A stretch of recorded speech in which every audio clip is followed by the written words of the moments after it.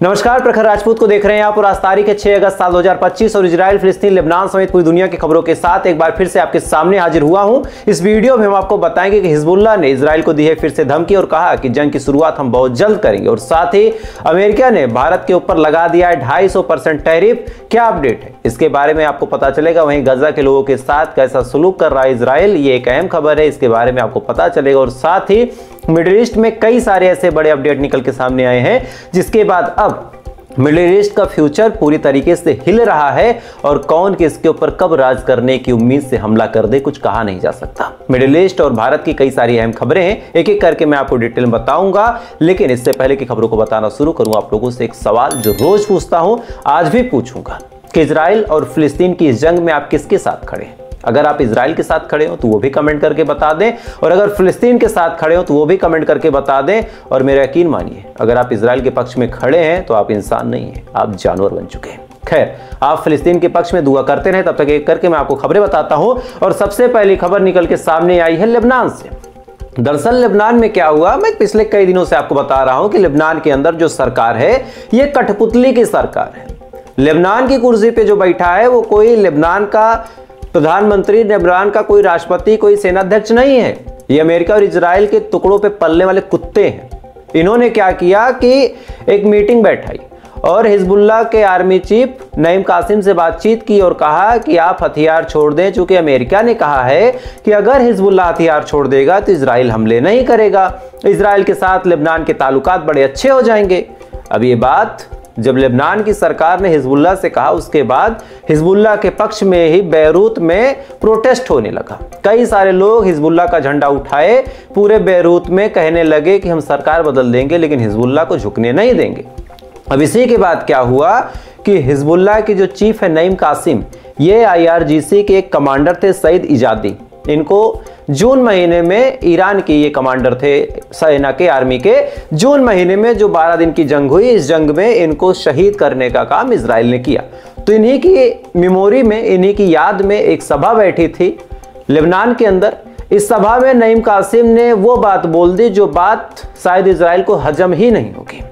दरअसल हिजबुल्लाह को कमजोर करने की तमाम कोशिश इजराइल और अमेरिका कर रहा, लेकिन नईम कासिम ने कहा कि बार बार ये सीज फायर का उल्लंघन कर रहे हैं, बार बार ये हमारे ऊपर अटैक कर रहे हैं, बार बार हमला कर रहे हैं। ऐसा ही चलता रहा तो हम हथियार छोड़ने की बात छोड़ो, हम खुद हमला कर देंगे और लेबनान और इजराइल की जंग फिर से शुरू हो जाएगी। अब ये तमाम चीजें बोल ही रहे थे, इसी दौरान एक आदमी ने इनसे पूछा कि भाई नईम साहब एक बात बताइए, आपको जो आपकी सरकार कह रही है कि हथियार छोड़ना, उसके बारे में क्या सोचा है? क्या जिंदगी भर आप हथियार ही चलाएंगे या फिर कभी छोड़ेंगे? ये बात जब इनसे पूछी गई तब इन्होंने कहा कि हथियार हम छोड़ देंगे, हथियार डालने को तो हम तैयार हैं। हथियार से पूरी जिंदगी नहीं चलती, हथियार से किसी का भला नहीं होता। हथियार है तो वो मौत और खून ही मांगेगा। लेकिन एक ही शर्त है, इजराइल जो हमारे 5 चोटियों पे कब्जा करके बैठा है उसको खाली कर दे। इजराइल आज के बाद एक भी हमला ना करे। जब हमें लगेगा कि ये दोनों काम हो गए, इसी के बाद हम हथियार छोड़ देंगे।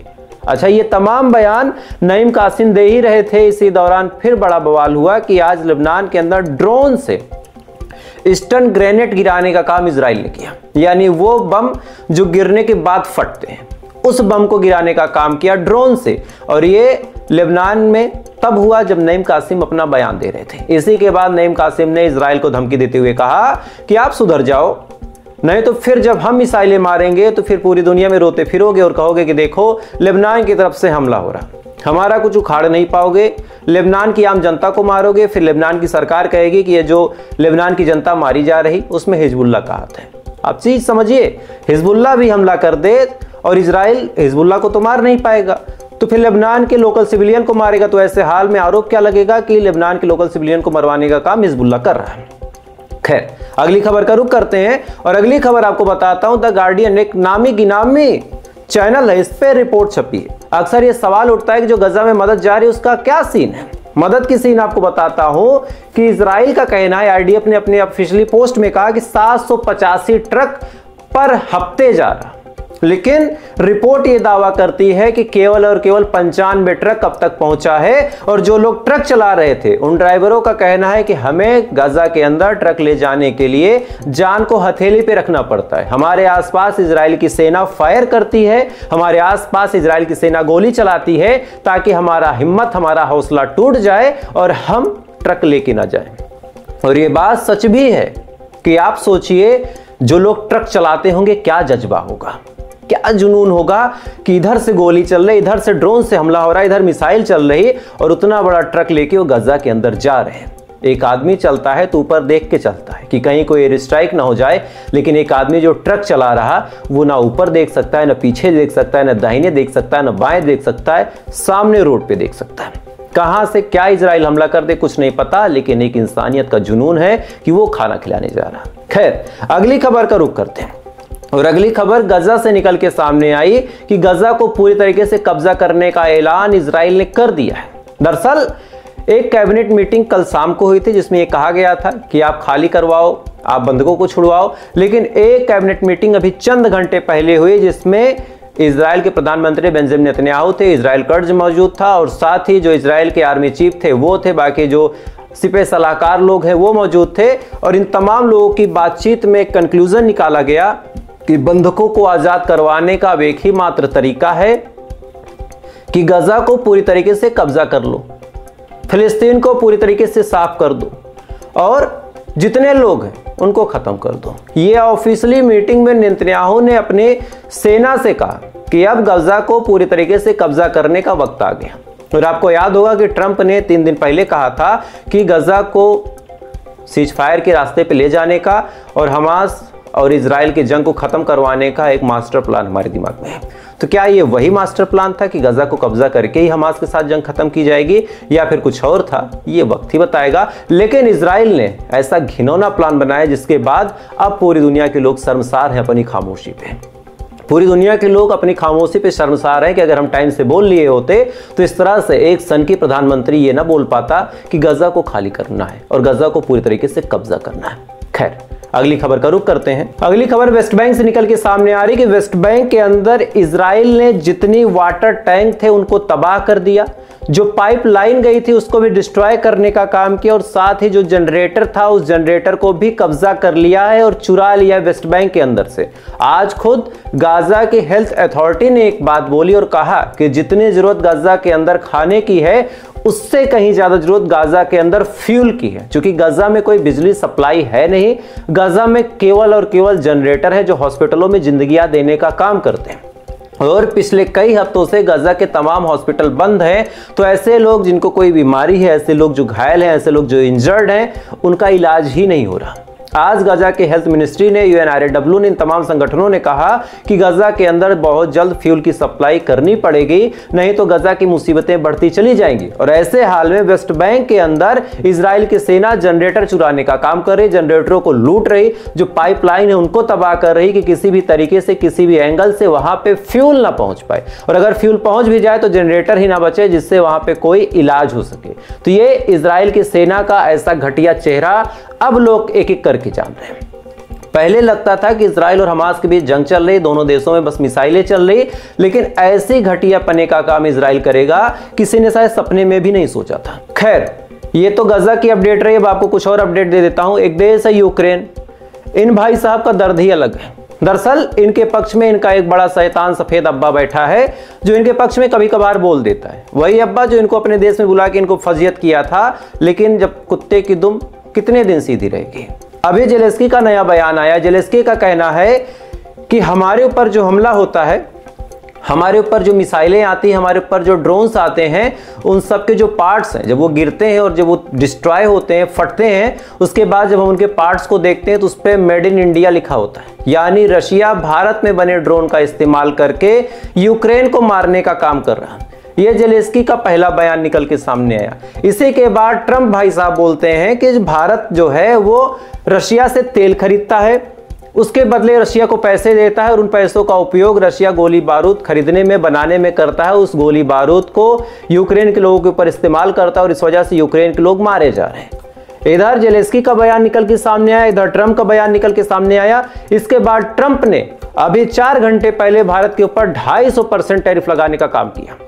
250% टैरिफ। दरअसल ट्रंप ने अलग अलग फील्ड में अलग अलग टैरिफ लगाने का काम किया। 25% जो था इंपोर्ट एक्सपोर्ट पे लगाया। अब फार्मा यानी मेडिकल की फील्ड में जो हमारे देश में दवाइयां आती हैं, जो हम दवाइयां दूसरे देशों में बेचते हैं, जो हमारा पैरासीटामॉल है, जो हमारा कम्बीफ्लेम है, जो हमारा पेंटॉप-डी है, जो गैस की दवाइयां हैं, जो अलग अलग और हमारी जेनरिक मेडिसिन है, उन तमाम चीज़ों को अगर हमें दुनिया में कहीं भेजना है, अगर हम उसको अमेरिका बेचते हैं या फिर अमेरिका के सपोर्टर वाले देश में बेचते हैं, तो 250% वो दवा महंगी हो जाएगी। यानी जो गोली भारत में 1 रुपए की मिलती है, वो गोली पूरी दुनिया को अब 250 रुपए की मिलेगी। जो 100 रुपए की है वो 2500 की हो जाएगी। इस हिसाब से आप महंगाई सोच लीजिए कि जो दवा 1000 की है वो 25,000 की हो जाएगी। इस हिसाब से टैरिफ लगाने का काम भारत के ऊपर किया गया, चूंकि भारत के खिलाफ अमेरिका और यूक्रेन एक ऐसा प्रोपेगेंडा चला रहे हैं कि जिससे भारत और रशिया के बीच दोस्ती खत्म हो, और दोस्ती खत्म होने के बाद भारत ना इधर का रहे ना उधर का। अब यहाँ पे 2 बड़ी बातें आपको बता देता हूं, हो सकता है आप मेरी बात से सहमत हो सकता है आप ना हो। दरअसल इसमें कहीं ना कहीं बहुत बड़ी गलती भारत की भी है। भारत डिसाइड ही नहीं कर पा रहा, हमारे देश के मोदी जी डिसाइड ही नहीं कर पा रहे हैं कि हमें अमेरिका के साथ जाना है या फिर हमें रशिया के साथ जाना है। अगर एक स्टैंड हमारा क्लियर हो जाता कि हमें रशिया के साथ जाना है, तो अमेरिका के ब्लैकमेलिंग से हमको घंटा फर्क नहीं पड़ता, जैसे चाइना को नहीं पड़ता। अगर हम ये डिसाइड कर ले कि भैया हमको अमेरिका का ही पांव पकड़ना है, तो फिर हमें अमेरिका ब्लैकमेल ही ना करे। लेकिन हमारे मोदी साहब कभी ट्रंप से दोस्ती निभाने चले जाते हैं, कभी रशिया के साथ हमारे अच्छे ताल्लुकात हो जाते हैं, हम बिजनेस करने लगते हैं, और ये चीजें हमें धोबी का कुत्ता बना के छोड़ रही, ना हम घर के हो रहे ना घाट के। और रही बात यूक्रेन के ऊपर हुए हमले में जो मिसाइलें इस्तेमाल हुई, अगर उस पर मेड इन इंडिया लिखा है तो बहुत सिंपल सी बात है कि जब पाकिस्तान ने भारत के ऊपर हमला किया था, जो तीसरी जंग हुई थी भारत पाकिस्तान में कारगिल वाली, उसमें जो हथियार थे उस पर मेड इन यूक्रेन लिखा था। तो भैया टिट फॉर टैट जैसे को तैसा, आपने हमारे ऊपर जब हमला हुआ था तो वहां हथियार दिया था। पाकिस्तान भला है बुरा है, हमारी अंदर से निकला है, हमारा अपना है, इस बात को हम समझते हैं। तो उसी हिसाब से तुम भी रशिया से ही निकले हो, तो तुम्हारे ऊपर जब हमला होगा तो हम भी दे देंगे, उसमें तुम्हें बुरा नहीं मानना चाहिए। जो तुम किए वो तुम झेलोगे। और रही बात ट्रंप के टैरिफ की, हमारे पास बहुत ऑप्शन है, बस हमारा जो एक 56 इंच वाला प्रधानमंत्री है वो थोड़ा सा मेलोनी के चक्कर से निकल के किसी अच्छी दिशा में सोचने लगे, और हमारे लेजर आई सच में कुछ लेजर दिखाए। तो खैर, अब आपको कुछ और अपडेट दे देता हूं। अगली खबर नॉर्वे से निकल के सामने आ रही है, और ये खबर इजराइल के सपोर्टरों के मुंह पे एक तमाचा है दोस्तों। दरअसल नॉर्वे में एक आरोप लगा कि नॉर्वे की जो सेंट्रल बैंक है, उस बैंक का जो पैसा है एक ऐसी कंपनी में इन्वेस्ट होता है। दरअसल बैंक के काम करने का जो तरीका है वो भी आपको समझा दूं। बैंक क्या करती है कि आपसे पैसा लेती है, आप अपने पैसे को बैंक में जमा करते हैं, जमा करने के बाद उन पैसों को वो किसी कंपनी में इन्वेस्ट कर देती है या फिर किसी बिल्डिंग वगैरह में लगा देती है। जब वो कंपनी प्रॉफिट कमाती है तो इस कंपनी के द्वारा उस बैंक को प्रॉफिट समेत वो पैसा लौटा दिया जाता है। जैसे लाख 2 लाख का मामला है तो 1.5 लाख 2 लाख 3 लाख 10% 20% के फायदे के साथ बैंक में वो पैसा लौट आता है। वही पैसा फिर वापस कर देती है और बैंक यहाँ पे 2-4% फायदा कमा लेती है। अब चूंकि मामला ये अरबों खरबों का होता है तो बैंक को अरबों खरबों में से लाखों करोड़ों का फायदा होता है। तो एक नॉर्वे की बैंक है जिसके ऊपर आरोप लगा कि ये बैंक जो पैसा लगाती है एक ऐसी एयरक्राफ्ट कंपनी में लगाती है जो इजराइल को हथियार देता है। अब नॉर्वे की सरकार ने बाकायदा इंक्वायरी बैठा दी अपने बैंक के ऊपर कि इस बैंक की हिम्मत कैसे हुई एक ऐसे जेनोसाइड कंपनी में पैसा लगाने की। यानी आज पूरी दुनिया किसी भी एंगल से इजराइल के पक्ष में काम नहीं करना चाहती, जिनके अंदर ईमान और जज्बा जिंदा है।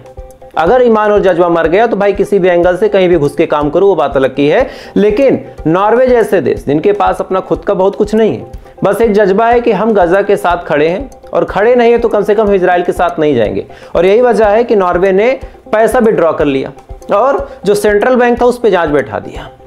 तो क्या ही कहा जाए, ऐसे लोगों की जरूरत है इस दुनिया में जो कहीं भी कुछ भी गलत हो, ना धर्म देखे, ना जात देखे, ना मजहब देखे, सबसे पहले ये देखे कि गलत कर कौन रहा और सबसे पहले ये देखे कि गलत हो किसके साथ रहा।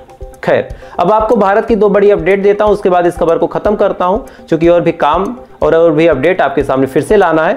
पहली खबर आपको बताता हूं, इस खबर को सुनने के बाद आप एक बार बधाई दे देना भाई, बधाई बनती भी है।